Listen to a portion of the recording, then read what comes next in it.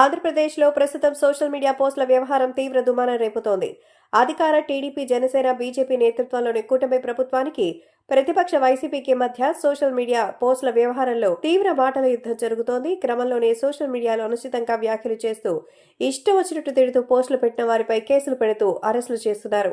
ఈ క్రమంలోనే ఇతరులను ఇబ్బంది పెట్టేలా పోస్టులు చేస్తుంటే అరెస్టు చేయరా అంటూ తాజా ఏపీ హైకోర్టు కూడా కీలక వ్యాఖ్యలు చేసింది.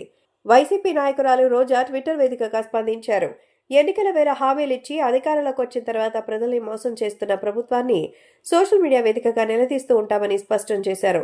ఆంధ్రప్రదేశ్ ప్రజలకి సూపర్ 6 పేరుతో హామీలు ఇచ్చి అధికారంలోకి వచ్చిన తర్వాత తీరా బడ్జెట్ ని నిధులు కేటాయించక ముఖ్యమంత్రి నారా చంద్రబాబు నాయుడు ప్రజల్ని మోసం చేస్తున్నారని రోజా మండిపడ్డారు.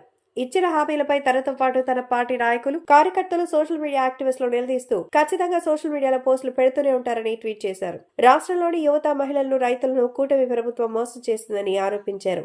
ఆడబిడ్డ నిధి పేరుతో రాష్ట్రంలో 18 ఏళ్లు నిండిన ప్రతి మహిళకు నెలకి 1500 చొప్పున ఏడాదికి 18,000 ఇస్తామని చెప్పి ఇందులో భాగంగా రాష్ట్రంలో ఉన్న 2.7 కోట్ల మంది మహిళలకు 37,313 కోట్లు ఇవ్వాల్సి ఉండగా ఎంత ఇచ్చారని ప్రశ్నించారు. ఇక దీప పథకం కింద ప్రతి కుటుంబానికి ఏడాదికి 3 గ్యాస్ సిలిండర్లు ఇవ్వాలి. అయితే 1,54,47,061 గ్యాస్ కనెక్షన్స్ కి గాను 4,115 కోట్లు ఇవ్వాల్సి ఉండగా బడ్జెట్ లో ఎన్ని కోట్లు కేటాయించారని నిలదీశారు. మరోవైపు తల్లికి వందనం పథకం కింద ఎంతమంది పిల్లల్ని అంతమందికి ఏడాదికి 15,000 ఇస్తా అన్నారని, రాష్ట్రంలో ఉన్న 83 లక్షల మందికి పిల్లలకి గాను 12,450 కోట్లు ఇవ్వాల్సి ఉండగా ఎంతమందికి ఇచ్చారని రోజా ప్రశ్నించారు. అన్నదాత పథకం కింద రాష్ట్రంలో ప్రతి రైతుకి ఏడాదికి 20,000 చొప్పున ఆర్థిక సహాయం ఇస్తా అన్నారని, రాష్ట్రంలో 53.52 లక్షల మంది రైతులకు గాను 10,706 కోట్ల అవసరం ఉండగా అందులో ఎంతమందికి ఇచ్చారని ప్రశ్నించారు. మొత్తానికి ఉచిత బస్సు పథకంలో భాగంగా రాష్ట్రంలో మహిళలకి ఉచిత బస్సు ప్రయాణానికి దాదాపు ఏడాదికి 3,000 కోట్ల అవసరం అవుతుంది.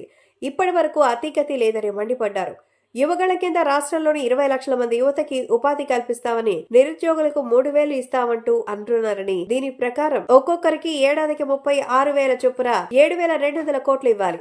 ఎప్పుడు ఇస్తారు అంటూ రోజా ఈ సందర్భంగా ప్రశ్నించారు.